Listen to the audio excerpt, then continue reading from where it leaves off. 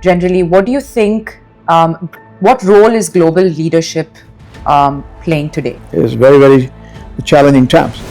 Geopolitical fragmentation. America is scaling down the overall commitment to climate change. According to United Nations statistics, 295 to be precise million population has come out of the below poverty line. That is terrific.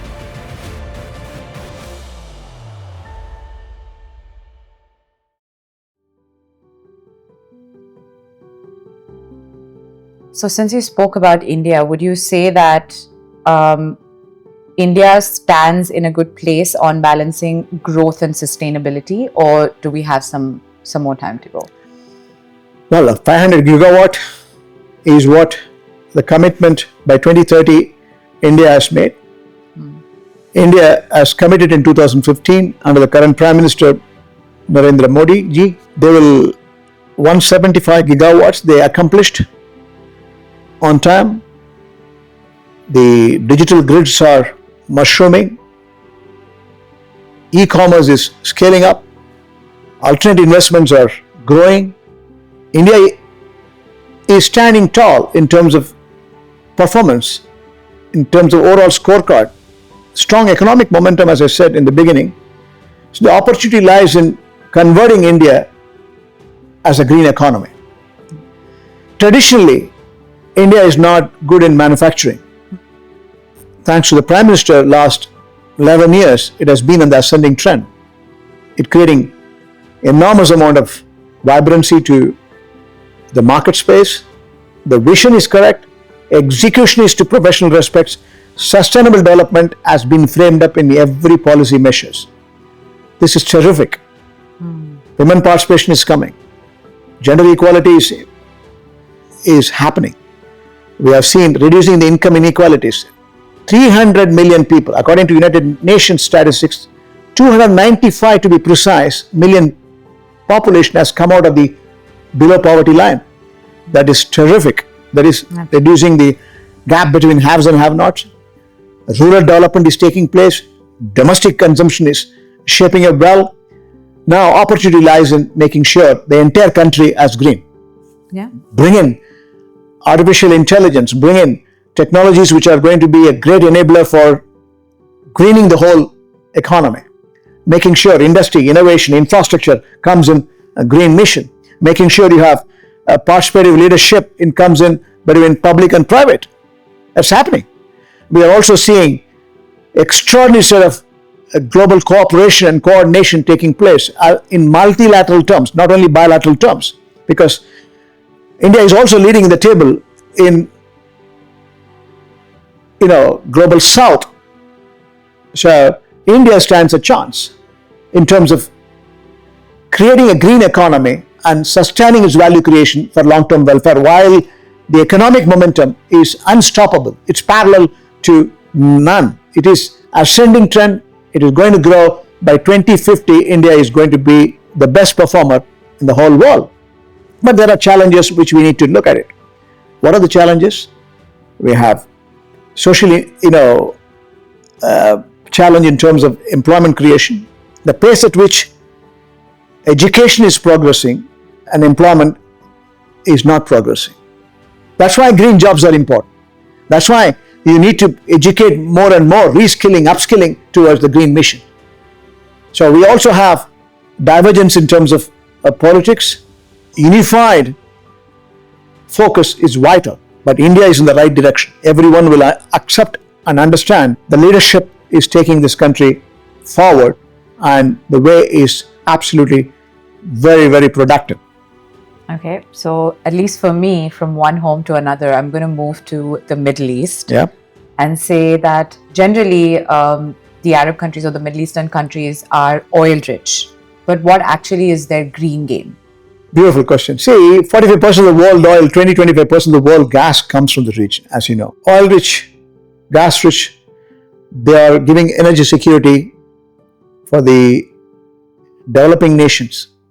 We have seen a reflection of, in the last 40 years plus, when I'm in this part of the world, sovereign funds is 4 trillion. Whether it is Qatar Investment Authorities or ADIA, Abu Dhabi Investment Authority, or Saudi public funds.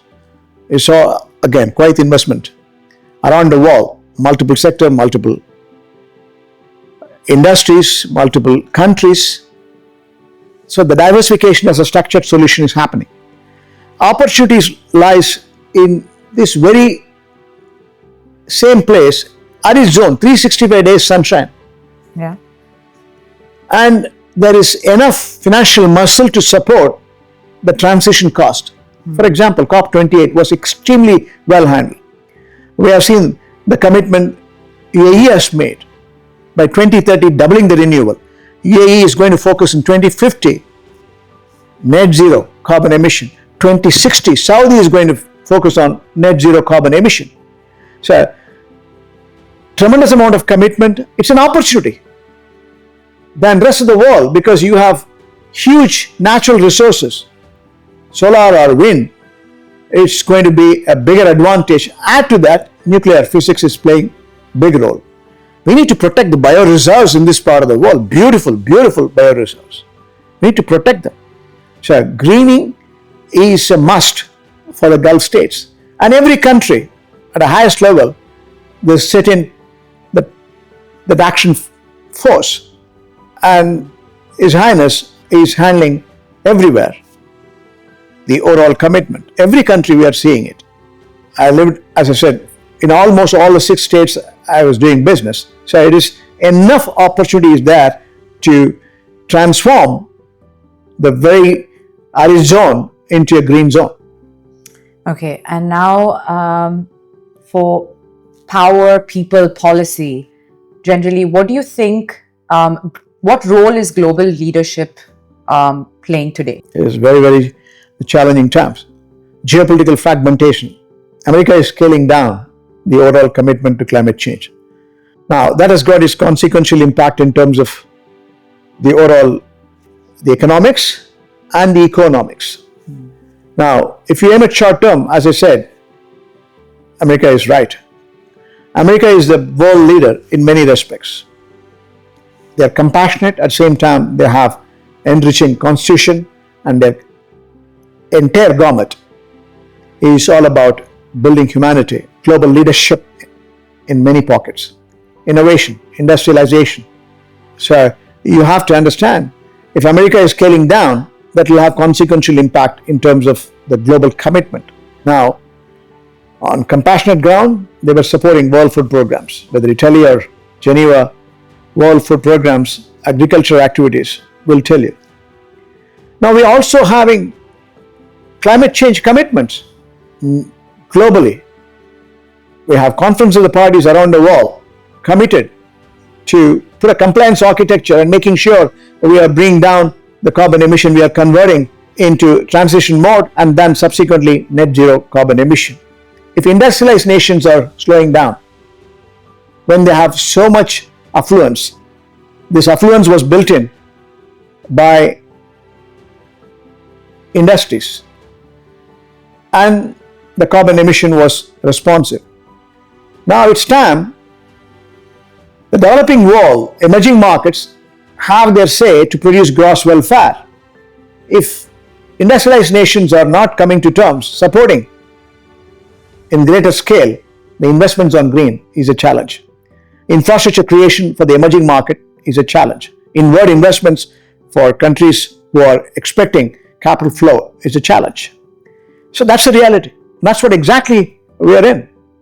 We have serious challenges in global terms, whether it's United Nations, where 1992 we set in United Nations Convention for Climate, because it's human activity which has resulted in such solvency issues. We cannot slow down. This is irreversible. Like-minded nations should come together, reduce the carbon emission, move into transition, and making sure you produce with a long-term vision. There are challenges in terms of education, green education, skilled labor.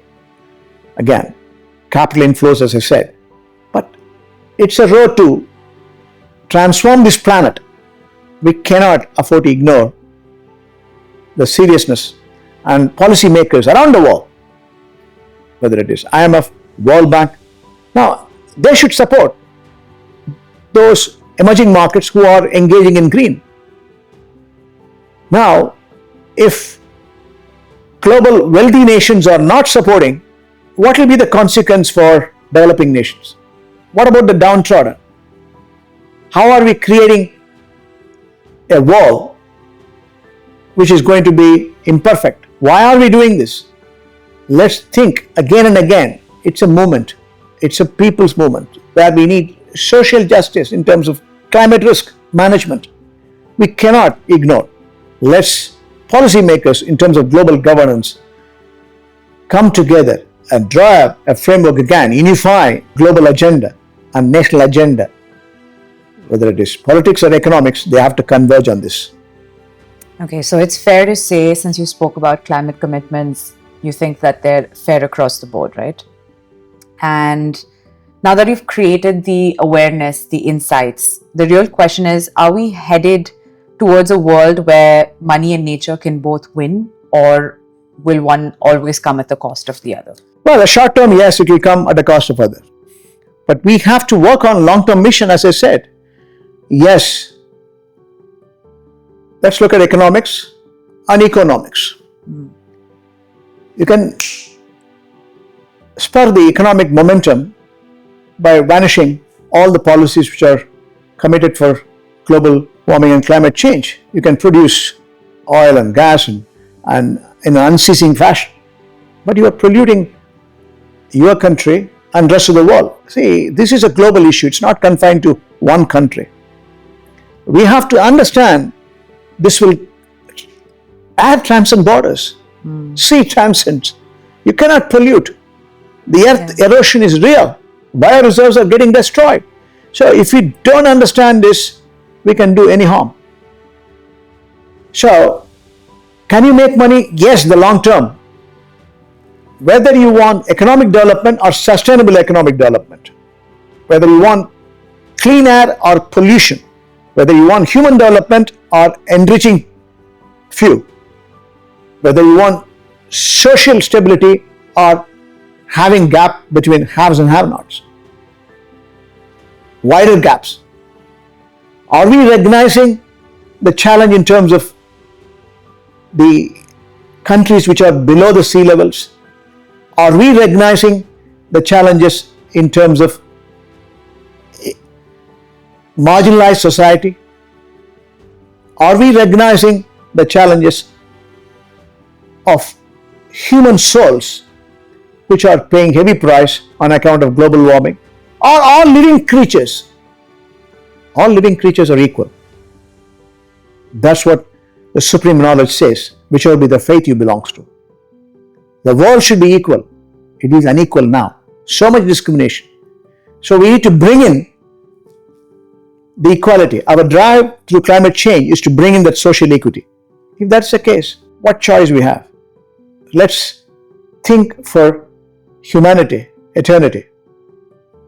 So that's what we have for today. Lots of points to ponder on and lots of conversations that are going to get started. Let us know what you think in the comments. Don't forget to share and hit that subscribe button. Thank you for listening. I can tell you, you as youngsters, you as policymakers, you as corporate heads, whichever be this country you come from, whatever be the segmentation you belong to, one thing you remember, this is a beautiful world. By 2050, we need to recognize, if we are not fixing it from now on, we will have a productivity, even from purely productivity perspective, we will have 20 to 25% productivity will come down, it will not go up.